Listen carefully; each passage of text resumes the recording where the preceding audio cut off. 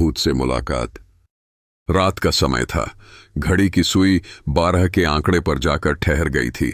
गांव के बाहरी हिस्से में बने उस पुराने हवेली की ओर जाने का साहस कोई नहीं करता था, लेकिन अर्जुन, जो गांव का निडर लड़का था, उसने ठान लिया कि वह इस रहस्यमयी हवेली के पीछे का सच जानकर रहेगा। अर्जुन के दोस्तों ने उसे मना किया, लेकिन वह नहीं माना। वह एक टॉर्च और माचिस लेकर हवेली की ओर बढ़ गया। हवेली की टूटी फूटी दीवारें और जंग लगे गेट ने ही उसके रोंगटे खड़े कर दिए, लेकिन उसने खुद को संभाला और अंदर कदम रखा। हवेली के अंदर घना अंधेरा था। अर्जुन ने अपनी टॉर्च जलाई। दीवारों पर धूल जमी हुई थी और कोनों में मकड़ियों के जाले थे। फर्श पर उसकी परछाई अजीब अजीब आकार बनाती हुई आगे बढ़ रही थी। अचानक एक ठंडी हवा का झोंका आया और उसे ऐसा लगा जैसे कोई उसके पीछे खड़ा हो। कौन है?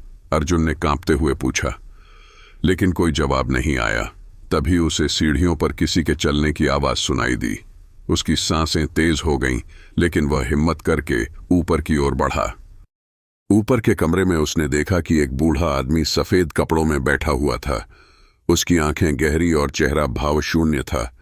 अर्जुन ने हिम्मत करके पूछा, आप कौन हैं? बूढ़े आदमी ने ठंडी आवाज में कहा, मैं इस हवेली का मालिक था। मुझे मेरे लालच ने यहां बांध दिया। जो भी इस हवेली में आता है उसे मेरी कहानी सुननी पड़ती है।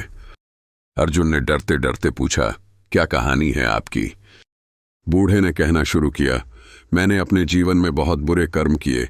धन के पीछे भागते हुए मैंने अपने परिवार और दोस्तों को नजरअंदाज किया। अंत में जब मेरी मृत्यु हुई तो मेरी आत्मा इस हवेली से बंध गई। जब तक कोई मुझे माफ नहीं करता, मैं इस हवेली में फंसा रहूंगा। अर्जुन को बूढ़े आदमी की कहानी सुनकर दुख हुआ।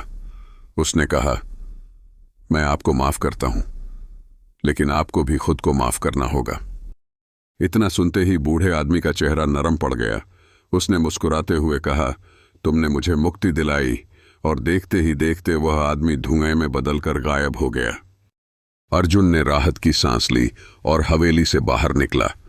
अगले दिन गांव वालों ने सुना कि हवेली का भूत अब आजाद हो गया है।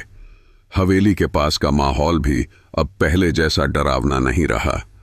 अर्जुन ने उस रात जो देखा, वह उसकी जिंदगी का सबसे अजीब अनुभव था।